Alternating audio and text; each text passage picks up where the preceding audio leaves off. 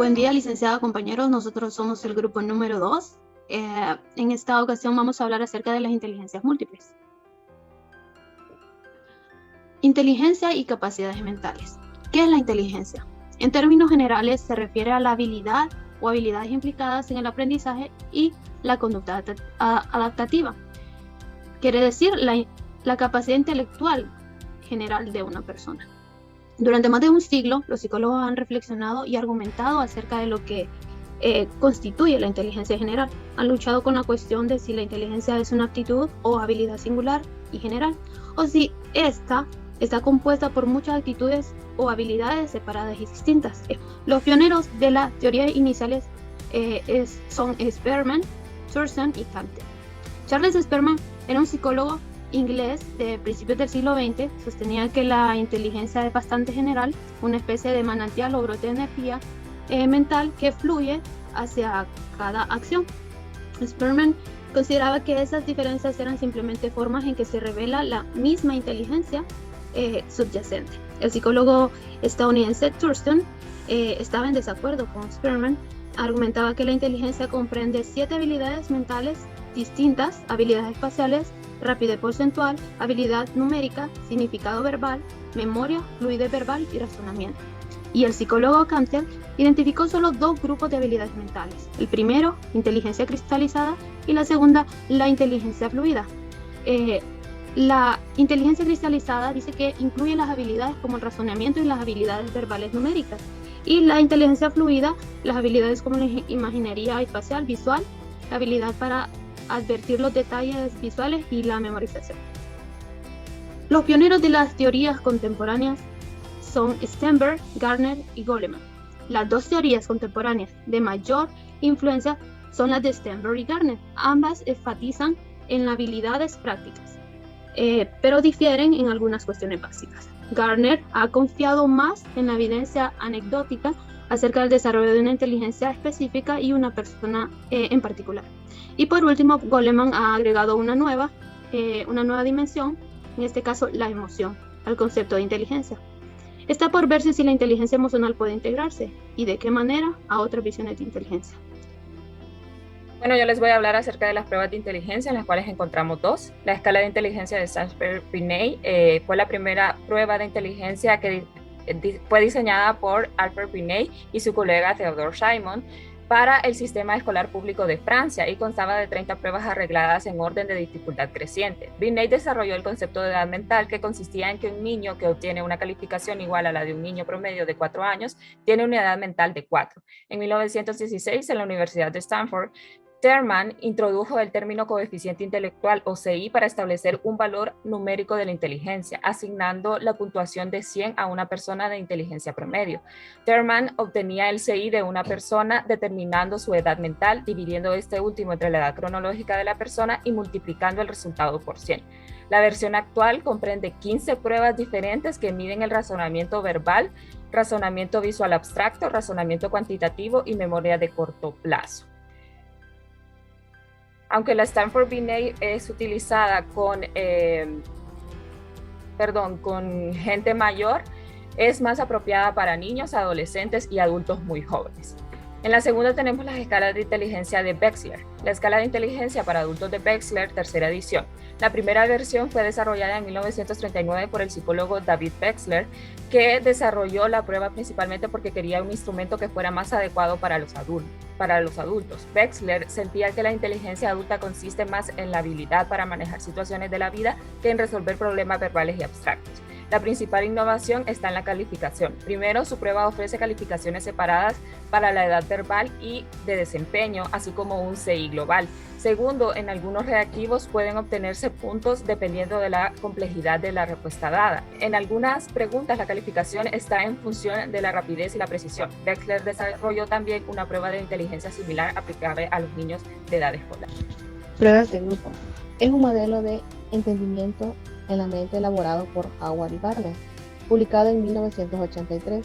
Para el de las inteligencias no es un conjunto unitario que agrupe diferentes capacidades específicas, sino una red de conjuntos autónomos, relativamente interrelacionados. Para Gardner, el desarrollo de algún tipo de inteligencia de esta manera, de esta perspectiva, Las inteligencias no son algo que pueda ver o contar, son potenciales. Es de suponer que las redes neurales que se activan o no funcionan de los valores de una cultura determinada, de las oportunidades disponibles de esta cultura y de decisiones tomadas por cada persona o su familia, sus enseñantes y otras personas. Pruebas libres de cultura. Pruebas de inteligencia diseñadas para eliminar perjuicios culturales, ya que minimizan las habilidades y valores que varían de una cultura a otra.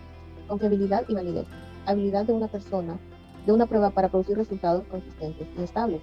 La validez se refiere a que una prueba contenga una muestra adecuada de preguntas que midan la habilidad o el conocimiento que se supone debe de medir. Crítica de las pruebas de inteligencia. 1. Contenido y resultado de las pruebas. 2. El uso y resultado del CI. Y 3. Relación entre CI y el éxito. ¿Qué es lo que realmente determina la inteligencia? Los científicos han realizado estudios a gemelos que son idénticos para medir los efectos de esa herencia en el ser humano. Y esto lo comenzaron por la comparación de puntuaciones del coeficiente intelectual entre gemelos que son idénticos y que se criaron juntos, y con gemelos que son idénticos pero que se criaron, que fueron separados al inicio de la vida, es decir, entre los 6 meses, ahí entre los 5 o 6 meses de edad.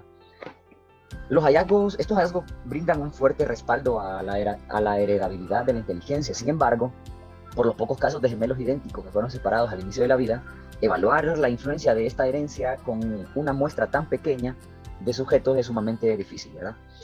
También vemos el caso de que existen estudios que demuestran que el coeficiente intelectual de los niños adoptados es similar a la puntuación de las madres biológicas y no es similar a la puntuación de las madres que los están criando. Esto refleja el parecido genético de la inteligencia en los niños. Aunque nosotros heredamos ciertas capacidades mentales, el desarrollo de esas habilidades intelectuales heredadas depende de lo que vemos alrededor cuando somos pequeños. La forma en que nuestros padres responden a nuestros primeros intentos por hablar, las escuelas a las que asistimos, los libros que leemos, los programas de televisión que miramos e incluso lo que comemos. También me llama mucho la atención que la adición de complementos vitamínicos a la dieta de los niños pequeños puede incrementar la puntuación obtenida en las pruebas de coeficiente intelectual, incluso entre los niños que no están desnutridos. En esto influyen la nutrición, que sería la adición de complementos vitamínicos a la dieta de los niños pequeños, que puede incrementar las puntuaciones obtenidas en las pruebas. También hablamos de la estimulación ambiental, que son los ambientes enriquecidos, mejoraban la habilidad, es decir, cuando a los niños se les incentiva y se les va motivando para que vayan desarrollando algunas habilidades, como por ejemplo hablar, por ejemplo caminar, por ejemplo saltar, jugar. Entonces, todas estas actividades les permiten a ellos desarrollar o estimular de manera ambiental esa inteligencia. También está la posición socioeconómica. Las familias con alta posición socioeconómica suelen proporcionar a los niños mejor nutrición, más interacción con los padres y un ambiente más educativo, en particular con el uso del lenguaje. La herencia o el ambiente. Bueno, tanto la herencia como el ambiente tienen efectos importantes en las capacidades mentales. No podríamos nosotros hacer a un lado ni una ni la otra. Bueno, hola, mi nombre es Eva Amador y hoy les voy a hablar sobre lo que son extremos de la inteligencia. El talento excepcional es algo más que un coeficiente intelectual elevado. La puntuación promedio de las pruebas de inteligencia es de 100, casi el 70% de la población obtiene puntuaciones de coeficiente intelectual entre 85 y 115, y la totalidad, salvo un 5%, obtiene puntuaciones de coeficiente intelectual que caen entre 70 y 130. En esta sección nos concentramos en los individuos que califican en dos extremos de la inteligencia, personas con retardo mental y los que son intelectualmente sobredotados.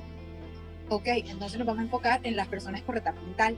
El retardo mental abarca una amplia gama de deficiencias mentales con una gran variedad de causas, tratamientos y resultados. Se define como retardo mental a un funcionamiento intelectual generalmente significativamente inferior al promedio, que se acompaña por limitaciones importantes del funcionamiento adaptativo.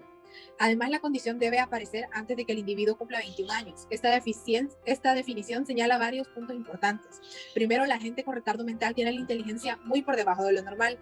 En el término retardo mental también implica la incapacidad para desempeñar al menos alguna de las tareas ordinarias en la vida diaria. Las personas con retardo mental en ocasiones exhiben habilidades excepcionales en áreas distintas de la inteligencia general. Probablemente los ejemplos más notables es en las áreas altamente especializadas como cálculos numéricos, memoria, arte o música. Talento excepcional. En el otro extremo de la escala de la inteligencia se encuentran los sobredotados, aquellos que tienen capacidades mentales excepcionales según las puntuaciones en las pruebas de inteligencia. Como sucede con el retardo mental, no se entienden del todo las causas que dan lugar al talento excepcional. El primer estudio, ahora clásico, del talento excepcional fue iniciado por Lewis Terman y sus colegas a principios de la década de 1920. Terman en 1925 condujo la primera investigación importante en la cual el talento excepcional se definió en términos de talento académico y se midió con un coeficiente intelectual que se encontrara en el 2% superior a la población. Definiciones más actuales del talento excepcional han dejado equiparado un coeficiente intelectual elevado y se han ampliado para incluir factores como la creatividad y la motivación. Bueno, entonces ahora vamos a hablar de la creatividad. Definida por algunos investigadores, creen que la creatividad es simplemente un aspecto de la inteligencia.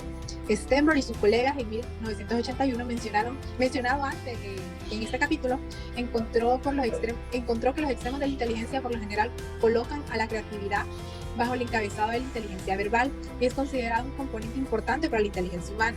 Pruebas de creatividad, como la creatividad implica respuestas originales a las situaciones, es difícil medirla con preguntas que requieren respuesta de verdadero o falso, A o B. Los reactivos más flexibles suelen ser los mejores. En lugar de pedir una respuesta predeterminada a un problema, se le pide al examinado que piense en tantas respuestas como sea posible. Las puntuaciones de las pruebas de creatividad se basan en el número y originalidad de las respuestas de la persona.